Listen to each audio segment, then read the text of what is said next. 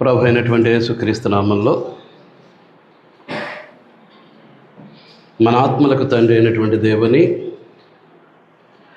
ఆత్మతోనూ సత్యముతోనూ యథార్థముగా ఆరాధించటానికి,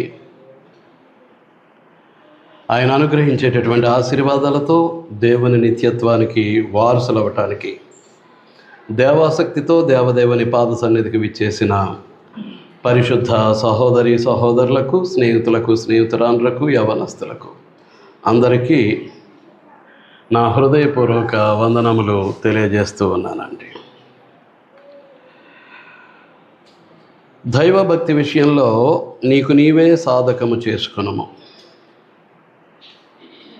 తిమోతికి వ్రాసిన మొదటి పత్రిక 3వ అధ్యాయం 17వ వచనంలో ముసలమ్మ ముచ్చట్లను విసర్జించి, ముసలమ్మ ముచ్చట్లను అంటే ముసలమ్మలతో చెప్తున్నాడు. మాకేంటనుకుంటున్నారా? పనికి మాలిన కాలక్షేపం కబుర్లు. అది దాని యొక్క అంతర్భావం. ముసలమ్మ ముచ్చట్లను విసర్జించి దైవభక్తి విషయంలో నీకు నీవే సాధకం చేసుకున్నాము. మరి ఎవరికెవరు ఎంతంత సాధకం చేస్తున్నారో నాకు తెలియదు. ఒక రోజులో ఎంతసేపు దైవ గ్రంథంతో గడుపుతున్నారో నాకు తెలియదు. దేవుడు అనుగ్రహించిన 24 గంటల ఆయుష్లో ప్రార్థించుట్లో ఎంత సమయాన్ని గడుపుతున్నారో నాకు తెలియదు.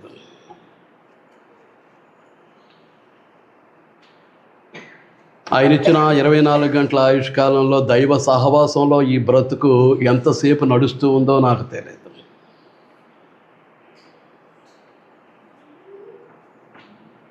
మీకు అర్థమవుతుందా అండి? కానీ దైవభక్తి విషయంలో సాధకం చేయాల్సినటువంటి అవసరం ఉంది. మొట్టమొదటిది, మనం దేవుని ఎదుట పాపము చేయకుండానట్లు నా హృదయములో నీ వాక్యమును ఉంచుకొని ఉన్నాను. కీర్తన 119, 11వ వచనం. అంటే దైవభక్తి విషయంలో సాధకం అంటే దేవుని వాక్య విషయంలో సాధకం. అంటే జ్ఞానం పొందటం కాదు, పలానా చోట ఆ వచనం ఉంది, పలానా చోట ఈ వచనం ఉంది, ఊరిక ఏకరువు పెట్టడం కాదు. ఆ తెలిసినటువంటి వాక్యాన్ని అనుసరించి జీవిస్తున్నావా? ఆదికాండం నుంచి ప్రకటన గ్రంథం వరకు అప్పగించేయచ్చు. ఆచరణ లేనప్పుడు దేనికి పనిచేస్తుంది అది?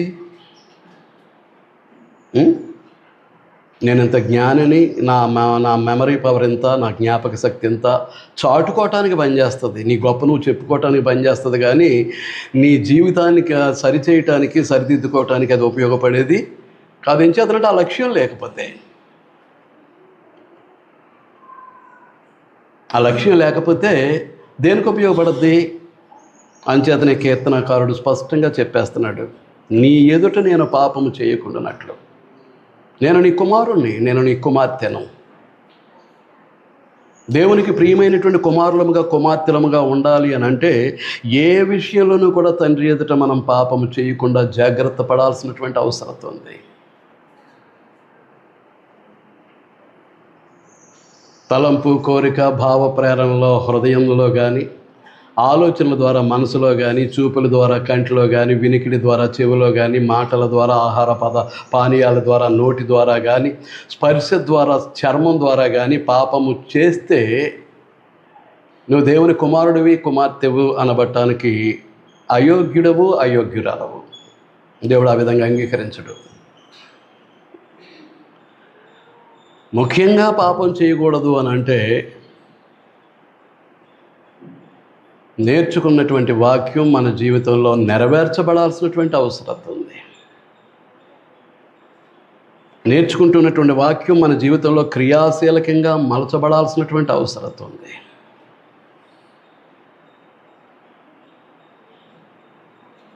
మీకు అర్థమవుతుందా అండి? అది మన యొక్క గురి. రెండవది, మనలో అంతరంగ న్యాయాధిపతిగా దేవుని చేత నియమించబడినటువంటి మనస్సాక్షి విషయంలో సాధకం చేసుకోవాలని పోయిన వారం మనం నేర్చుకున్నాం. రేపొద్దున క్రీస్తు యొక్క న్యాయపీఠం ముందు నీలో ఉన్నటువంటి నీ అంతరాత్మ లేక నీ మనస్సాక్షి వెలుపలికి వచ్చి ఈ రంగారావు అనే వీడు ఎంత సేవ చేశాడో కానీ వీడు ఎలాంటి వాడని నాకు వ్యతిరేకంగా నా మనస్సాక్షి క్రీస్తు ప్రభు యొక్క న్యాయపీఠం ముందు నా మీద సాక్ష్యం పలికేటటువంటి దుస్థితికి నేను దిగజారితే దేనికి నా సేవ, దేనికి క్రైస్తవ్యం, దేనికి బోధ? దేవుని కొరకు బ్రతకాలి అనేటటువంటి తపనుంటే, బ్రతకటానికి కావలసినటువంటి సత్తా నీ దగ్గర ఉంటే నిన్ను నువ్వు కూడా అలా ప్రశ్నించుకో. వాక్యానుసారంగా నేను జీవించలేనప్పుడు దేనికి క్రైస్తవ్యం, దేనికి క్రీస్తు సంఘ సభ్యత్వం, దేనికి దేవుని రాజ్య పౌరసత్వం, దేనికిది? నిన్ను నువ్వు ప్రశ్నించుకో. కాబట్టి మనస్సాక్షిని ప్రక్కకు తోసేస్తే ఏం జరుగుతుంది? విశ్వాసం అనే వాడ బద్దలైనట్లుగా అయిపోద్దాడు బ్రతుకు. మనస్సాక్షిని ప్రక్కకు నెట్టివేస్తే ఇక దానికి స్పర్శ లేకుండా వాతే వేసేసావనుకో, అస్తమాటు నన్ను పాయింట్అవుట్ చేస్తుంది, నా తప్పులు ఎత్తి చూపెడుతుంది అని మనస్సాక్షికి ఎర్రగా కాల్చి వాతే వేసేసావనుకో, ఇక దానికి స్పర్శ లేదు. ఇక నువ్వు ఎన్ని తప్పులు చేసినా, ఎన్ని పాపాలు చేసినా, ఎన్ని దోషాలు చేసినా, ఎన్ని అపరాధాలు చేసినా నిన్ను అడిగేవాళ్ళు ఎవరు ఉండరు. నీ ఇష్టం.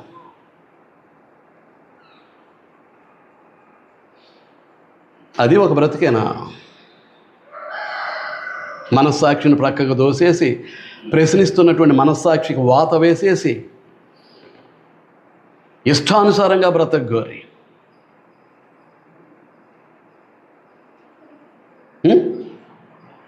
దేవుని వాక్యానికి విరుద్ధంగా జీవించగోరి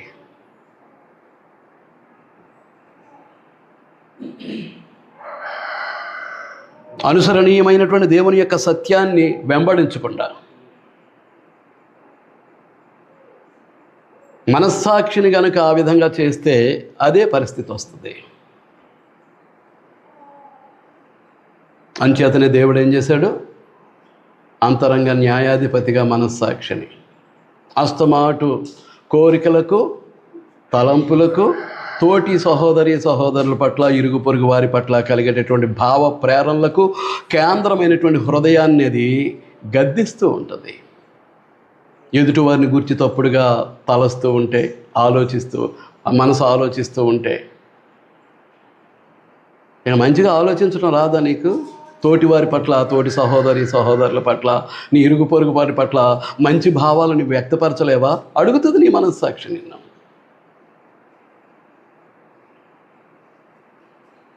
ఇది తప్పని తెలుసు కదా, ఎందుకు చేస్తున్నావు? నీ మనస్సాక్షి నిన్ను పాయింట్అవుట్ చేస్తుంది. నువ్వు అక్కడికి వెళ్ళకూడదని తెలుసు కదా, ఎందుకు వెళ్ళావు? ఇక్కడికి వెళ్ళాలని తెలుసు కదా, ఎందుకు వెళ్ళట్లేదు? నువ్వు తప్పిన ప్రతి చోట నీ మనస్సాక్షి నిన్ను గద్దిస్తూనే ఉంటుంది. కానీ కొంతమంది ఏం చేస్తారు? తోసేస్తారు. వారి విశ్వాసము అనేటటువంటి వాడను ముక్కలుగా బద్దలు చేసేసుకుంటారండి. ఇక వారి విశ్వాసులుగా బ్రతకలేరు. ఇక వాత వేసేస్తే ఇక అంతకంటే భయంకరమైనటువంటి జీవితం మరొకటి ఉండదండి. క్రైస్తవ్యం మాట తర్వాత అసలు మనిషిగానే బ్రతకలేడు. మగవారైనా ఆడవారైనా మనిషిగానే బ్రతకలేరండి భూమి మీద. మానవత్వ విలువలు ఉండవు. మీకు అర్థమవుతుందా అండి? కాబట్టి మనకేం కావాలి? మన మనస్సాక్షి మంచి మనస్సాక్షిగా ఉండాలి. 2, నిర్మలమైన మనస్సాక్షిగా ఉండాలి. క్రీస్తు ప్రభు యొక్క రక్తంలో శుద్ధి చేయబడినటువంటి మనస్సాక్షిని కలిగి మనం ఉండటానికి ప్రయత్నం చేస్తే మన జీవితం నీతియుక్తంగాను పరిశుద్ధముగాను ఉండటానికి అవకాశం ఉంటుంది. మీకు అర్థమవుతుందా అండి? మనస్సాక్షి యొక్క హెచ్చరికలను, గద్దింపులను మనం ఏం చేయాలి? ప్రేమతోటి స్వీకరించాలి. ఆ విధంగా జీవితాన్ని మలుచుకోవటానికి మనం ప్రయత్నం చేయాలి. ఈ రోజున ఏంటి అని అంటే, చిట్ట చివరిది దైవభక్తి విషయంలో సాధకము జ్ఞానేంద్రియాలు అనగా మన యొక్క పంచేంద్రియాలను మనం ఏం చేయాలి? సాధకము చేసుకోవాల్సినటువంటి అవసరం ఉంది. చూడండి, హెబ్రీ పత్రిక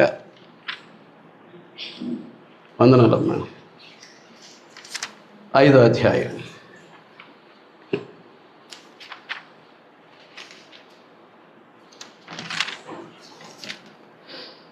హెబ్రీ పత్రిక 5వ అధ్యాయం. నేను 11 నుంచి చదివేస్తున్నాను, గమనించండి. ఇందును గూర్చి మేము చెప్పవలసినవి అనేక సంగతులు ఉన్నవి, కానీ మీరు వినుటకు మందులైనందున వాటిని విశదపరచుట కష్టం. మందబుద్ధి, మందులు అని అంటే మందబుద్ధి కలిగినటువంటి వారు. They are not concentrating the word of God.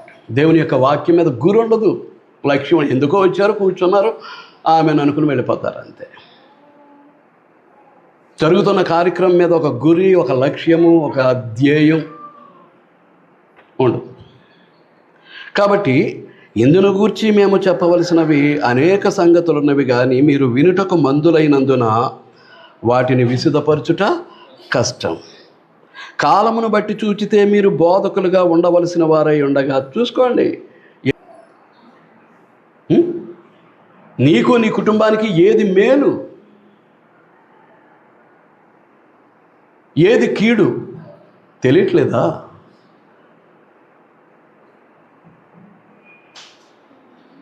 తెలియట్లేదా అండి? నీకు నీ కుటుంబానికి ఏది మేలో ఏది కీడో నీకు తెలియట్లేదా?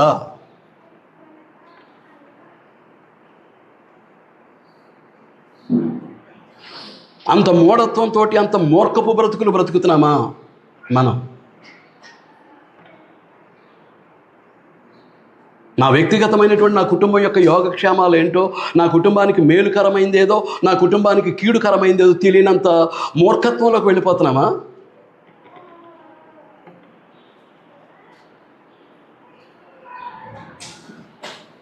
ఏంటండి?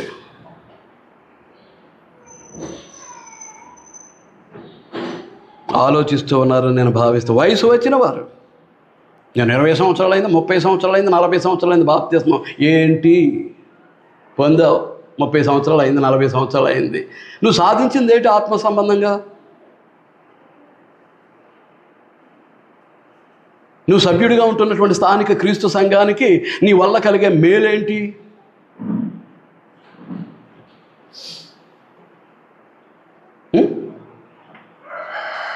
సంఘ క్షేమాభివృద్ధిలో నీ పాత్రత ఎంత?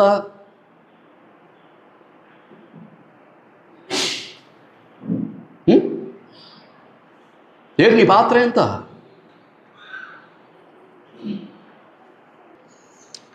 కాలమును బట్టి చూచితే మీరు బోధకులుగా ఉండవలసిన వారై ఉండగా, దేవోక్తులలో మొదటి మూలపాఠములు ఒకడు మీకు మరలా బోధింపవలసి వచ్చిన. ఎంతసేపు వాక్యాన్ని జాగ్రత్తగా నేర్చుకో, విశ్వసించు,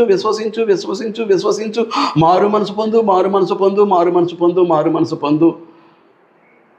పడుతుందా? క్రీస్తునందు మన యొక్క విశ్వాస భక్తి జీవితాలు క్రమపరచబడుతున్నాయా? Is there any discipline, spiritual discipline in our spiritual lifes? ఆత్మ సంబంధమైనటువంటి జీవితంలో ఆత్మ సంబంధమైనటువంటి క్రమశిక్షణ ఉందా మనకి?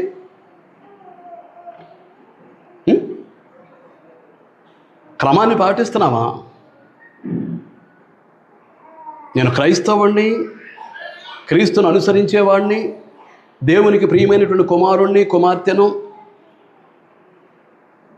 క్రీస్తు పరిశుద్ధ శరీరమైనటువంటి క్రీస్తు సంఘ సభ్యుడను,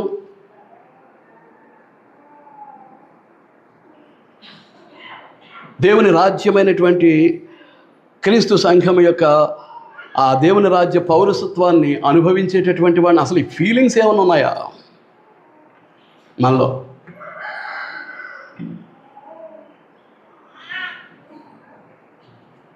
ఏంటండి? మన పైన ఉన్న వాటిని వెతుకుతున్నామా? భూ సంబంధమైన వాటి మీద దృష్టి పెడుతున్నామా?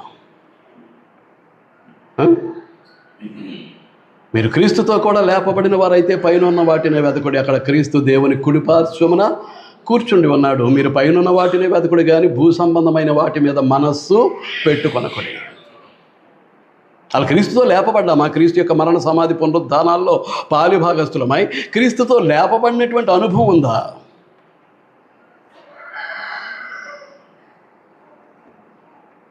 ఏంటండి?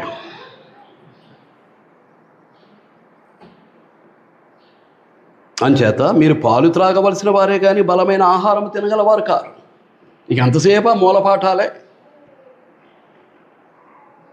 మీరు పాలు త్రాగవలసిన వారే కానీ బలమైన ఆహారం తినగలవారు కారు. మరియు పాలు త్రాగు ప్రతివాడు శిశువే గనుక నీతి వాక్య విషయములో అనుభవం లేనివాడై ఉన్నాడు.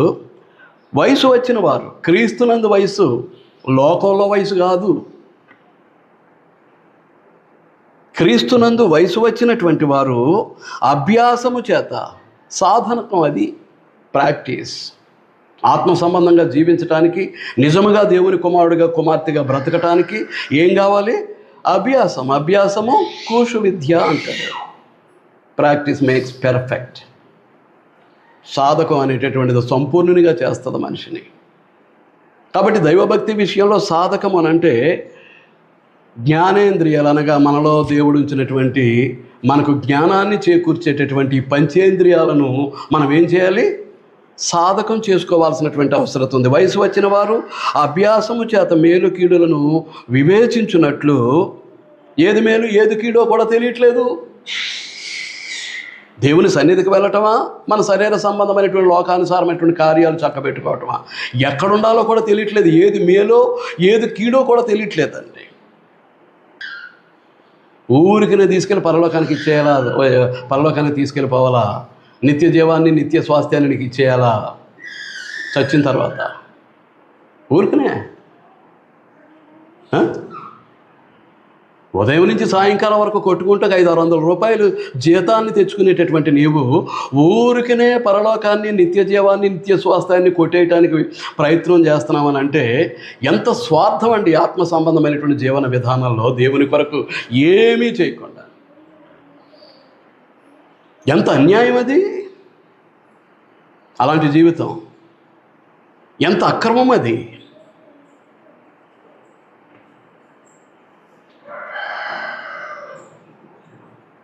అభ్యాసము చేత, ఆ సాధకం చేత మేలుకీడులను వివేచించుటకు సాధకము చేయబడిన జ్ఞానేంద్రియములు కలిగి ఉన్నారు గనుక బలమైన ఆహారము వారికే లేదా పనికిరారు. ఈ పంచేంద్రియాలు మనకి జ్ఞానాన్ని కలిగిస్తూ ఉంటాయి.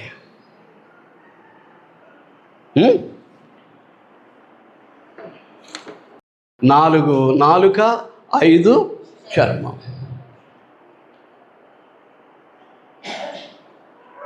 కానీ మన చేత తప్పు చేయించి పాపానికి లోను చెయ్యనటువంటి ఆ జ్ఞానేంద్రియం ఏదంటే ముక్కు ఒకటే. ముక్కు వలన మన జీవితంలో ఏ తప్పు జరగదు, ఏ పాపము దొరలటానికి అవకాశం లేదు. ఆ ముక్కు అనేటటువంటి జ్ఞానేంద్రియం ఏంటి అంటే ఇట్స్ ఫర్ రెస్పిరేషన్. ఉచ్ఛ్వాస నిశ్వాసాలు పీలుస్తూ వదులుతూ గాలిని శరీరానికి అవసరమైనటువంటి ప్రాణవాయువు, ఆక్సిజన్ అందించటమే దీని ప్రథమ కర్తవ్యం. రెండవది స్మెల్, వాసన చూడటానికి. కనుక ఈ ఉచ్ఛ్వాస నిశ్వాసాల ద్వారా శరీరానికి అవసరమైనటువంటి ప్రాణవాయువు అందించట్లో కానీ, వాసన చూడటంలో కానీ అది తప్పు కానీ పాపం కానీ చేయటానికి అవకాశం లేదు. కానీ కన్ను సమస్త పాపాలకు మూలం. పాపం కన్ను దగ్గరే ప్రారంభమవుతుంది. రెండోది చెవి, వినుట ద్వారా పాపం మనిషిలోనికి ప్రవేశిస్తుంది. 3 నాలుక, మాటలు, ఆహార పానీయాలు. మాట్లాడకూడనటువంటి మాటలు, తిని త్రాకకూడనటువంటి ఆహార పానీయాలు సేవించడం ద్వారా పాపం. ఆఖరిది చర్మం, ఆ స్పర్శ కొరకు తహలాడుతూ ఉంటుంది. చర్మం ఏం చేస్తుంటుందండి? ఆ స్పర్శలో ఉన్నటువంటి సుఖం కొరకు ఏం చేస్తూ ఉంటుంది? తహలాడుతూ ఉంటుందండి. నాకు అర్థమైంది. అందులో ఈరోజు నేను మాట్లాడబోయేది మొట్టమొదటిది కన్ను. సర్వపాపాలకు మూలం కన్నే.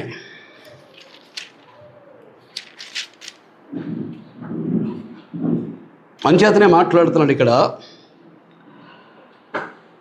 యోహాను రాసినటువంటి మొదటి పత్రిక 2వ అధ్యాయం 15వ వచనం నుంచి. ఈ లోకమునైనను లోకములో ఉన్న వాటినైనను ప్రేమింపకుడి. ఎవడైనను లోకమును ప్రేమించిన యెడల తండ్రి ప్రేమ వానిలో ఉండదు. లోకములో ఉన్నదంతయు అనగా శరీరాశయు, నేత్రాశయు, జీవపు డంబమును ఇవి తండ్రి వలన పుట్టినవి కావు, అవి ఈ లోక సంబంధమైనవే. లోకమును దాని ఆశయు గతించిపోవచున్నవి గాని దేవుని చిత్తమును జరిగించేవాడు నిరంతరము నిలుచును, నిత్య జీవాన్ని పొంది బ్రతుకుతాడు.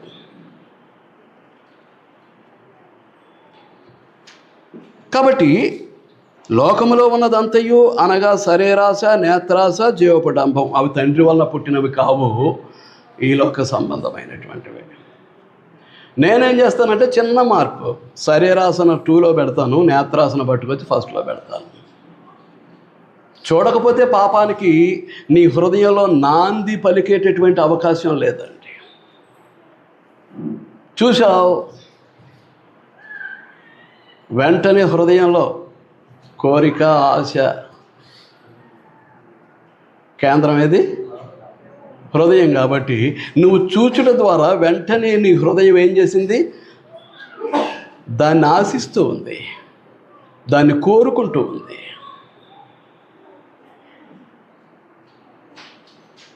ఇక రెండోది శరీరం. దాన్ని అనుభవించడానికి నీ చర్మం, నీ శరీరం తహతహలాడుతూ ఉంటుంది.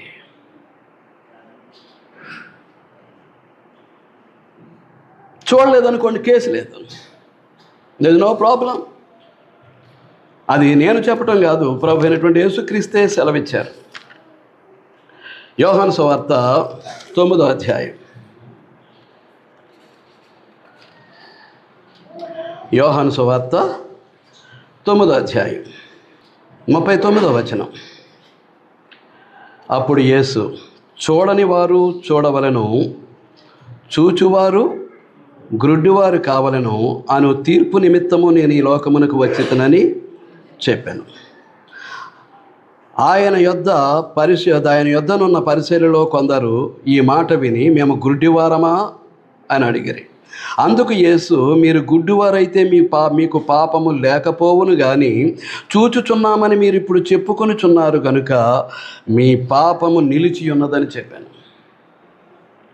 అర్థమైంది? మరలా ఒకసారి చదవనా? సమస్త పాపాలకు నీ కన్నే కేంద్రం, మూలం. చూసావు అంటే అది నాకుంటే ఎంత బాగుండు.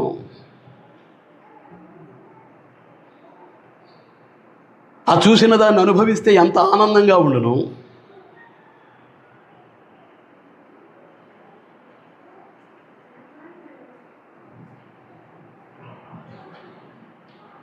వి running after the what we see. ఏదైతే చూసామో దాని వెంట పరుగులు పెడుతూ ఉంటామండి. అది నాకు కావాలి, దాన్ని అనుభవించాలి, దాన్ని పొందాలి.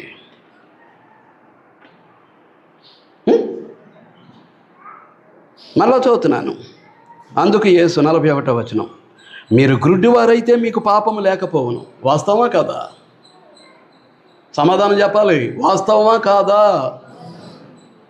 మీరు గుడ్డివారైతే మీకు పాపము లేకపోవును కానీ చూచుచున్నామని మీరు ఇప్పుడు చెప్పుకొనుచున్నారు కనుక మీ పాపము నిలిచి ఉంది. సమస్త పాపాలకు కన్నే మౌనం.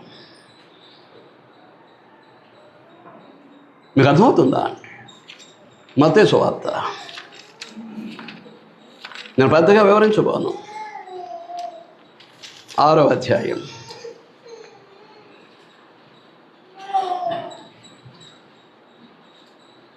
21వ వచనం నుంచి, నీ ధనం ఎక్కడ ఉండునో అక్కడనే నీ హృదయం ఉండును. దేహమునకు దీపము కన్నే గనుక నీ కన్ను తేటగా ఉండిన ఎడల నీ దేహమంతయు వెలుగుమయమై ఉండును.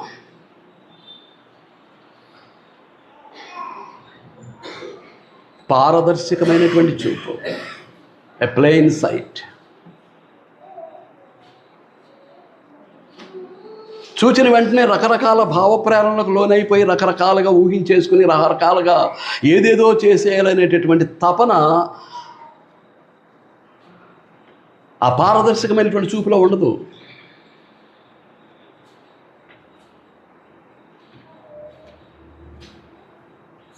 మీకు అర్థమవుతుందా అండి? కనుక దేహమునకు దీపము కన్నే గనుక నీ కన్ను తేటగా ఉండిన ఎడల నీ దేహము అంతయు వెలుగుమయమై ఉండును. నీ కన్ను చెడినదైతే నీ దేహమంతయు చీకటిమయమై ఉండును. నీలో ఉన్న వెలుగు చీకటి అయిపోద్ది. ఏ వాక్యం ద్వారా అయితే నువ్వు వెలిగించబడ్డావో ఆ వెలుగు కాస్త ఏమైపోద్ది? చీకటిమయమై ఉండును. నీ కన్ను చెడినదైతే నీ దేహమంతయు చీకటిమయమై ఉండును. నీలోనున్న వెలుగు చీకటి అయి ఉండిన ఎడల ఆ చీకటి ఎంతో సర్వనాశనం. ఇక ఆ మనిషికి విలువ ఉండదు,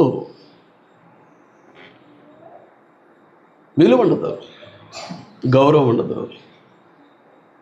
అంధకార బ్రతుకు, అంధకారమయమైనటువంటి జీవితం.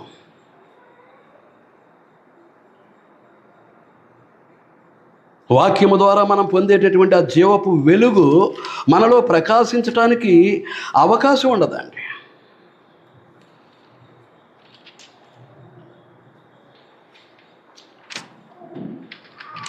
మీకు అర్థమవుతుందా అండి?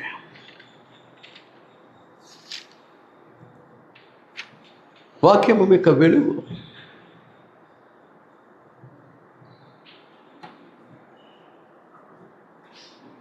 మనల్ని వెలిగిస్తుంది ఈ వాక్యం. మన జీవితాన్ని వెలుగులోకి నడిపిస్తుంది ఈ వాక్యం. మన జీవితాన్ని అంతటినీ మనలో ఉన్నటువంటి చీకటిని పారద్రోలి, ఆ పాపం అనే చీకటిని పారద్రోలి దైవ సంబంధమైనటువంటి వెలుగుతో నింపేటటువంటిది ఆ దైవ స్వభావము, వ్యక్తిత్వము, ఆ దైవ లక్షణాలు కలిగి ఒక్కొక్క దైవమూలే బ్రతకటానికి నిన్ను ప్రోత్సహించేది, పురికొల్పేది ఈ దేవుని యొక్క వాక్యం. కనుక ఈ కన్ను ఏ విధంగా పనిచేస్తుందో పాత నిబంధనలో చిన్న ఉదాహరణ చూద్దాం.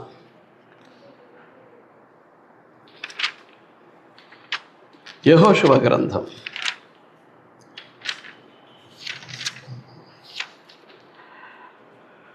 మనకందరికీ తెలుసు. యెరికో అనేటటువంటిది శాపగ్రస్తమైనటువంటి పట్టణం. అందుచేత దేవుడు ఏమైనా ఆజ్ఞాపించాడు అని అంటే అక్కడది మీరు ఏది తేవటానికి వీల్లేదు, ముట్టుకోవటానికి వీల్లేదు. అక్కడ ఉన్నదంతా యెహోవాకు ప్రతిష్ఠితములగుతుంది కాబట్టి యెహోవా ధనాగారంలో ఉంచాలి తప్ప వ్యక్తిగతంగా ఎవడు ఒక నూలుపో కూడా తెచ్చుకోవటానికి వీల్లేదు అనేటటువంటిది దేవుని యొక్క ఆజ్ఞ. చూడండి, యెహోషువ 6వ అధ్యాయం 18-19 వచనాలు. శపింపబడిన దానిలో అనగా యెరికో పట్టణంలో కొంచెమైనను మీరు తీసుకొని ఎడల మీరు శాపగ్రస్తులై ఇశ్రాయేలీయుల పాలెమునకు శాపము తెప్పించి దానికి బాధ కలుగజేతురు గనుక శపింపబడిన దానిని మీరు ముట్టకూడదు. వెండియు బంగారును ఇత్తడి పాత్రలను ఇనుప పాత్రలను యెహోవాకు ప్రతిష్ఠితములగును. వాటిని యెహోవా ధనాగారంలో ఉంచాలి తప్ప మీ వ్యక్తిగతంగా ఏది తేవటానికి వీల్లేదు. ఆ శపింపబడిన దాన్ని తెస్తే మీరు శాపగ్రస్తులు అయిపోతారు. అది ఎంతటి శాపగ్రస్తమైనటువంటి పట్టణము అని అంటే 26వ వచనం. ఆ కాలమున యెహోషువ జనుల చేత శపథము చేయించి వారికి ఇలాగ ఆజ్ఞాపించాను.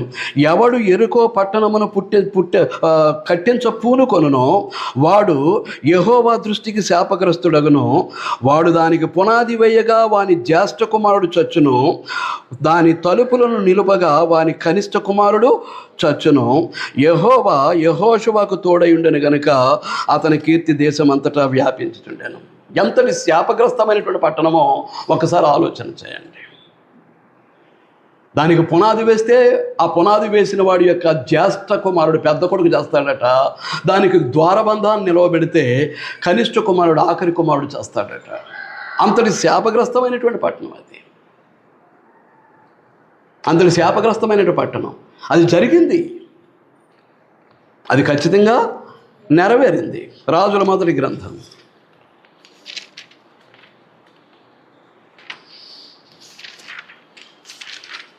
రాజుల మొదటి గ్రంథం 16వ అధ్యాయం 34వ వచనం. దేవుడైన క్షమించండి, అతని దినములలో బేతేలీయుడైన హీయేలు యెరికో పట్టణమును కట్టించెను. అతడు దానికి పునాది వేయగా అబీరాము అతని జ్యేష్ఠ కుమారుడు చనిపోయాను.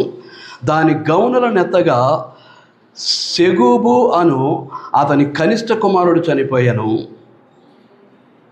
ఇది నేను నూను కుమారుడైన యెహోషువ ద్వారా యెహోవా సెలవిచ్చిన మాట చొప్పున సంభవించాను. ఎలా నడుచుకుంటున్నారో మీ ఇష్టం. ఎలాంటి స్థితికి మన బ్రతుకులు రాకూడదు.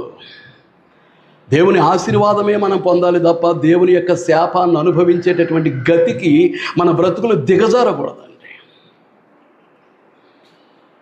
అలాంటి శాపం ఉన్నటువంటి పట్టణాన్ని ఆకాను అనేటటువంటి వాడు, చూడండి 7వ అధ్యాయం ఏం జరిగింది అంటే, పెద్ద పట్టణం అది. ఏది? యెరికో. ఒక్క సైనికుడు, ఇశ్రాయేలీ సైనికుడు ఒక్కడు కూడా చనిపోకుండా ఆ పట్టణాన్ని స్వాధీనం చేసేసుకున్నారు. దేవుని యొక్క సహాయంతో యెరికో పట్టణాన్ని ఇశ్రాయేలీలు స్వాధీనం చేసేసుకున్నారు. దానిలో ఎన్నో వంతు ఉంటుందో, ప్రక్కనే ఉంది చిన్న పట్టణం హాయ్. దాని మీదకు వెళ్ళి దాన్ని జయించలేక వెన్ను చూపి పారిపోయి వస్తూ ఉంటే, ఆ చిన్న పట్టణంలో ఉన్నటువంటి సైన్యం వారి వెనకతల పడి 36 మంది ఇశ్రాయేలు సైనికులను నరికి చంపేశారండి. నరికి చంపేశారు. కారణం ఏంటి అని ఆలోచన చేస్తే, వారిలో ఒకడు 200 తులముల వెండి కడ్డి, ఒక విలువైనటువంటి షేనారు వస్త్రం, 50 తులముల బంగారాన్ని తీసుకొచ్చి వాడి గుడారంలో గొయ్యి తీసి పాతిపెట్టాడు. యెరికో పట్టణంలోంచి ఏది తేవద్దని చెప్పాడు. ఇప్పుడు మనం చదివామా లేదా? కానీ వాడు పట్టుకొచ్చాడు 200 తులాల వెండి కడ్డీ అట, ఒక విలువైనటువంటి షేనారు వస్త్రం అట, ఆ తర్వాత 50 తులముల బంగారం. చెప్పిన మాట వినాలండి దేవుని దగ్గర. ఆనాడే కాదు, ఈనాడే కాదు, ఏనాడైనా దాని ఫలితాన్ని అనుభవించవలసి వస్తే మామూలుగా ఉండదండి. మామూలుగా ఉండదండి. జాడించుకుంటూ వెళ్ళిపోతాం అంతే. చేయవద్దు అన్నటువంటి పనిని చేసి జాడించుకుంటూ వెళ్ళిపోతాం, జాడించుకుంటూ తిరుగుతుంటాం లెక్క లేకుండా. పరిస్థితులు తారుమారైనప్పుడు కానీ కథ ఏంటి అనేది అర్థం కాదు. మీకు అర్థమవుతుందా అండి? చూడండి, మీలో పాపం జరిగింది, వాడిని పట్టుకోమని దేవుడు సెలవిచ్చేశాడు.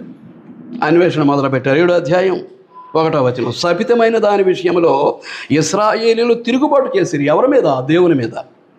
ఎట్లనగా, యోధా గోత్రములో జెరహు ముని మనమడు, జబ్ది మనుమడు, కర్మి కుమారుడు అయిన ఆకాను శపితము చేయబడిన దానిలో కొంత తీసుకొనెను గనుక యెహోవా ఇశ్రాయేలీయుల మీద కోపగించాను. పాపం చేసింది ఒకడు, ఇశ్రాయేలు అందరి మీద కోపగించాడు. ఎవరు? దేవుడు. వాడిని పట్టుకున్నారు, దొరికేశాడు. ఆకాను అనేవాడు దొరికేశాడు. దొరికేసిన తర్వాత వాడిని నిలదీసి అడిగితే వాడు సమాధానం చెప్తున్నాడు. 21వ వచనం, 7వ అధ్యాయం 21వ వచనం, 20వ వచనం నుంచి క్షమించండి. ఆకాను యెహోషువతో, పాపం చేసినటువంటి వాడు నాయకుడైనటువంటి యెహోషువతో మాట్లాడుతూ, ఇశ్రాయేలీయుల దేవుడైన యెహోవాకు విరోధముగా నేను పాపము చేసినది నిజము. ఈరోజు ఒప్పుకునే ధైర్యం ఉందా? ఎన్ని తప్పులు చేస్తున్నారు, ఎన్ని పాపాలు చేస్తున్నారు, వాక్యానికి విరుద్ధంగా ఎన్ని దాచిపెట్టుకుంటూ బ్రతికేస్తున్నాం. ఆ దమ్ము ధైర్యం ఉందా ఆత్మ సంబంధమైనటువంటి జీవితంలో? నేను ఎప్పుడు ఇలాగే ఉంటాను, తప్పు మాట్లాడను, ఓ తప్పుడు పని నేను చేయను. మూర్ఖత్వంతో పలికేటటువంటి మాట్లాడండి. నేను తప్పు మాట్లాడను, తప్పు చేయను. మరి అదేం మొండి ధైర్యమో నాకు అర్థం కాదు.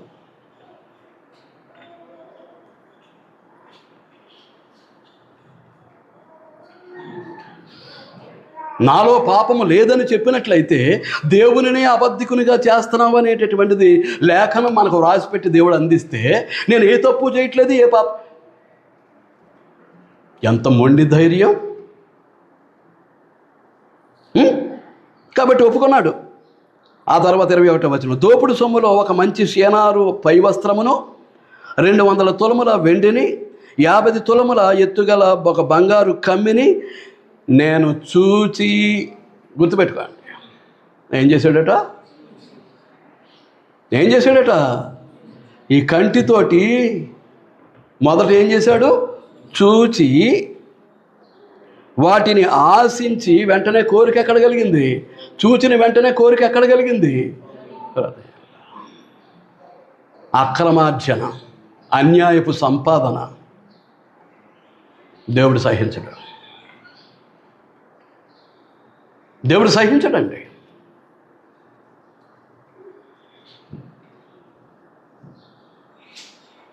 నేను చూచి వాటిని ఆశించి తీసుకుంటేనే, ఇదిగో నా డేరా మధ్య అవి భూమిలో దాచబడి ఉన్నవి.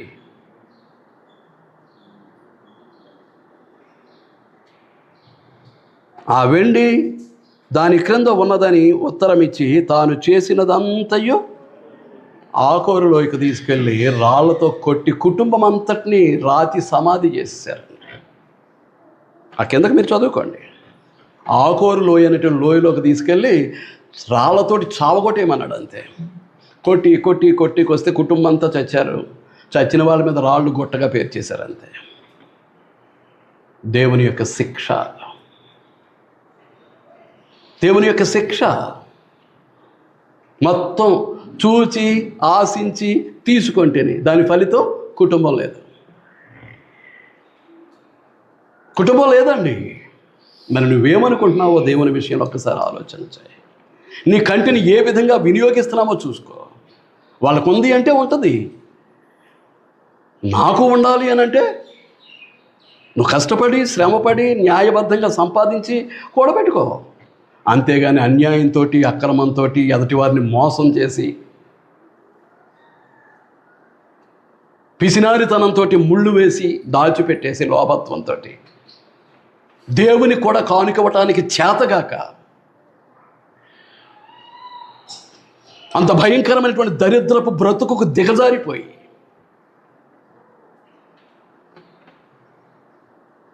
కూడబెట్టుకోవటం అది నీ వినాశనానికే మూలం. నేను ఆ స్థితిలో ఉంటే అది నా వినాశనానికే మూలం.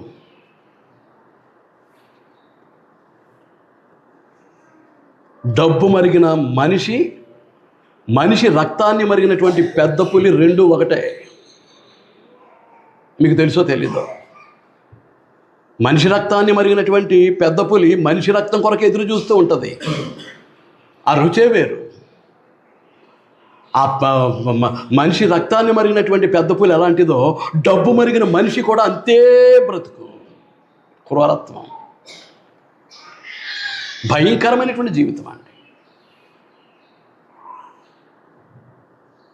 చూచి ఆశించి తీసుకుంటేనే నా గుడారంలో ఏం చేశాను? గొయ్యి తీసి పాతి పెట్టేశాను. బయటపడకుండా ఉందా? మరి కాసేపట్లో కుటుంబం ఏమైపోయింది? కనుమరుగైపోయింది. కుటుంబం ఏమైంది? కనుక ఆ కన్ను అనేటటువంటి జ్ఞానేంద్రియం గ్రంథాన్ని చదివి అలాంటి విశ్వాసము భయభక్తులు కలిగినటువంటి మనుషులను చూసి అట్టి విశ్వాసంలో భక్తిలో మనుషులు ఎదగటానికి కన్నిస్తే దేనికి వాడుతున్నావు?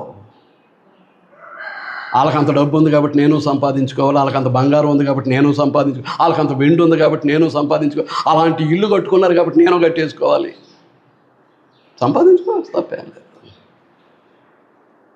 కానీ ఆ నేత్రాశ దురాశ కాకూడదు. వాస్తవానికి అక్కడ దురాశ అనే పదం వాడాడు. The lust of the eye, desire, కోరిక.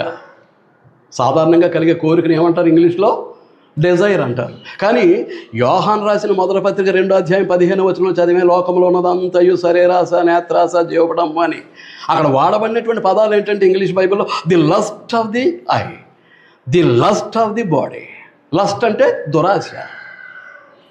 ట్రాన్స్లేషన్లో కొంచెం తేడా జరిగింది. నేత్ర దురాశ, శరీర దురాశ అని పడాలి అక్కడ. కానీ సింపుల్గా ఉంటుందనే భావనతో ఆ ట్రాన్స్లేటర్ ఏం చేశాడంటే నేత్రాశ, సరే, కానీ ఇంగ్లీష్లో డిజైర్ అనే పదాన్ని వాడదు. The desire of the eye, the desire of the body అనలేదు. The lust of the eye, the lust of the body. దురాశ.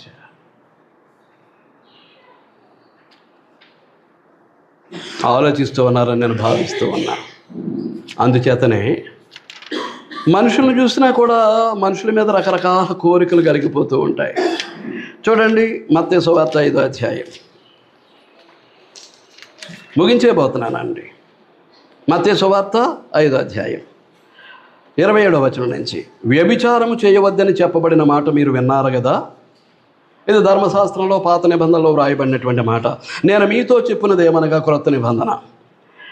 ఒక స్త్రీని మోహపు చూపుతో చూచు ప్రతివాడు అప్పుడే తన హృదయమందు ఆమెతో వ్యభిచారము చేసినవాడు.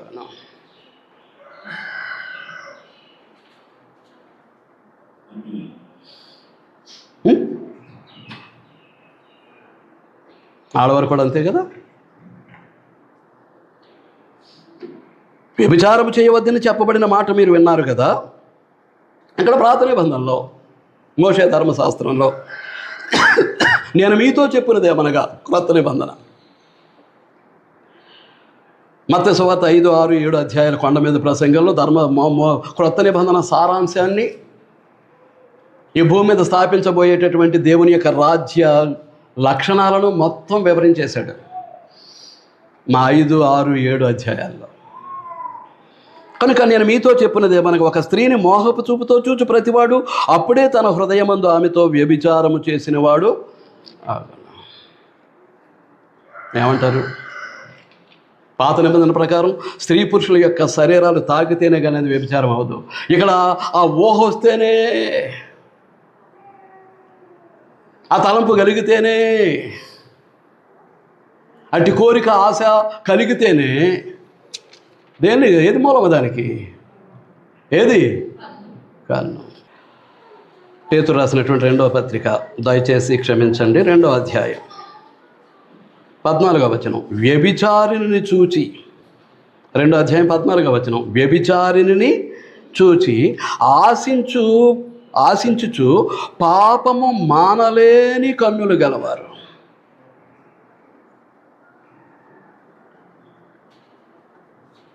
ఒక పక్క డబ్బు, వెండి బంగారాలు, భౌతికమైనటువంటి సంపద చూచి ఆశించి తీసుకున్నాడు. ఇక్కడేమంటున్నాడు? వ్యభిచారిని చూచి ఆశించుచు పాపము మానలేని కన్నులు గలవారును అస్థిరులైన వారి మనస్సులను మరల్చుకొనుచు లోభిత్వమందు సాధకము చేయబడిన హృదయములు గలవారును శాపగ్రస్తులను. ఎందుకు కిందకు వెళ్ళిపోతున్నాడు? అదంతా మనకు అక్కర్లా. ఏంటండి? వ్యభిచారిని చూచి ఆశించుచు పాపము మానలేని కన్నులు. కంటితో పాపం జరిగిపోతుందండి. కంటితో పాపం. జ్ఞానార్జన కొరకు ఇవ్వబడినటువంటి కన్నును ఈ మనిషి దేనికి వాడుతున్నాడో ఒక్కసారి ఆలోచన చేయండి. గ్రంథాన్ని చదువుకోవటానికి, దేవుని స్తుతించటానికి, విశ్వాసము కలిగినటువంటి భక్తి కలిగినటువంటి సహోదరి సహోదరులను చూచి నేర్చుకోవటానికి, విశ్వాస జీవితాన్ని భక్తి జీవితాన్ని అలవర్చుకోవటానికి. కన్నిస్తే దేనికి వాడుతున్నావో, దేనికి ఉపయోగిస్తున్నావు, తద్వారా ఎంత పాపాన్ని తీసుకొచ్చి నీ హృదయంలో పెట్టుకుంటున్నావు.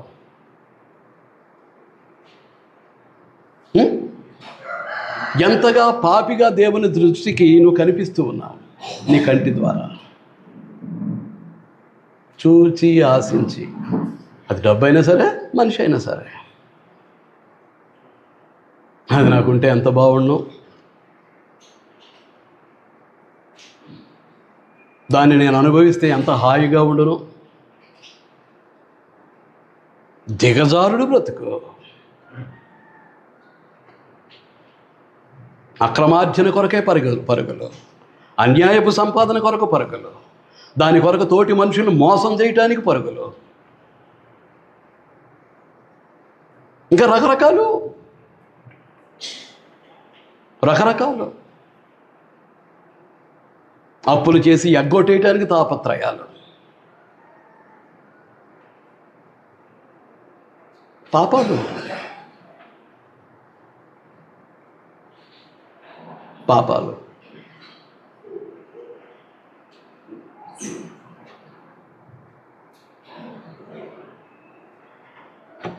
వద్దండి. కంటితో పాపమొద్దు.